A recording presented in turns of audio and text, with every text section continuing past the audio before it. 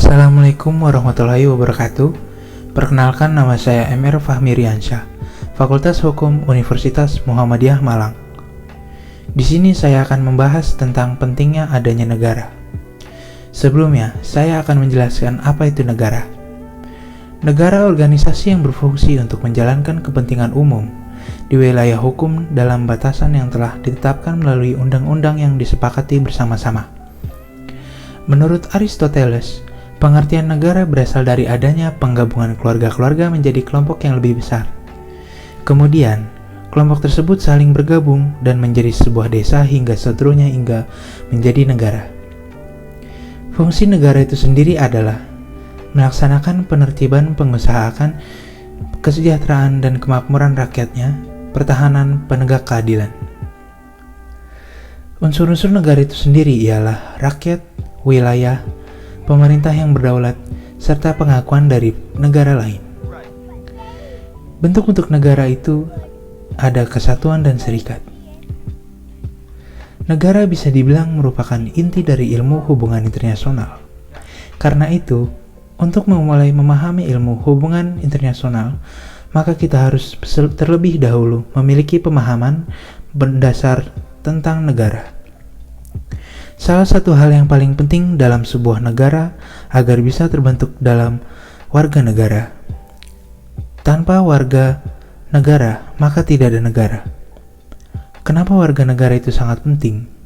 Sehingga ada atau tidak adanya sebuah negara ditentukan oleh keberadaan warga negaranya. Negara tidak mungkin ada tanpa adanya warga negara. Hal ini karena negara itu sendiri sebenarnya merupakan perkumpulan dari orang-orang. Mulai dari mendirikan sebuah negara, menjalankan pemerintahan, hingga melindungi negara dari ancaman luar. Semua itu tentu saja dilakukan oleh semua orang yang menjadi warga negara tersebut. Karena negara membutuhkan adanya pemerintahan, maka siapa yang akan menjadi pemerintah jika tidak ada warga negaranya? Negara juga membutuhkan pemasukan melalui berbagai kegiatan ekonomi, seperti kegiatan ekspor atau impor, bayar pajak, dan lain sebagainya. Yang semua itu dilakukan oleh warga negara. Setiap negara tentunya memiliki dasar negara yang masing-masing. Seperti Indonesia, contohnya memiliki Pancasila sebagai dasar negara. Lalu, apa akibatnya jika suatu negara tidak memiliki dasar negara? Setidaknya, ada 4 akibat atau dampak negatif yang bisa timbul jika suatu negara tidak memiliki dasar negara. Dampak tersebut adalah negara tidak memiliki pedoman dalam mengatur kehidupan bernegara. Dasar negara memiliki pedoman untuk mengatur kehidupan suatu negara. Karena, jika dasar negara ini tidak dimiliki, maka sangat mungkin jika sistem pemerintahan dan kehidupan negaranya akan berantakan.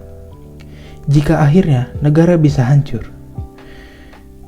Dan yang kedua, negara tidak memiliki pedoman atau pandangan hidup. Suatu negara bisa hancur jika tidak memiliki pedoman atau pandangan hidup.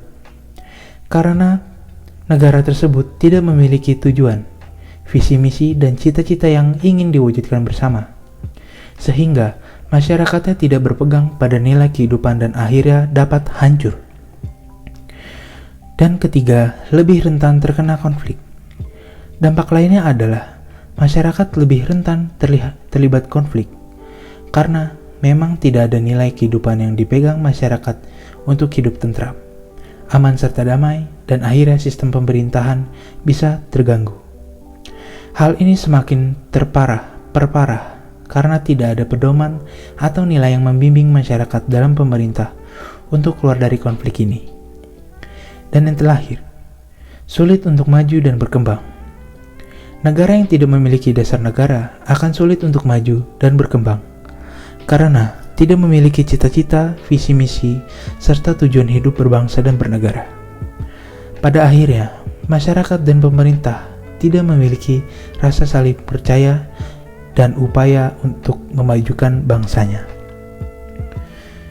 Indonesia, negara lainnya juga mempunyai dan menjadikan dasar negara sebagai pedoman dalam kehidupan berbangsa dan negara.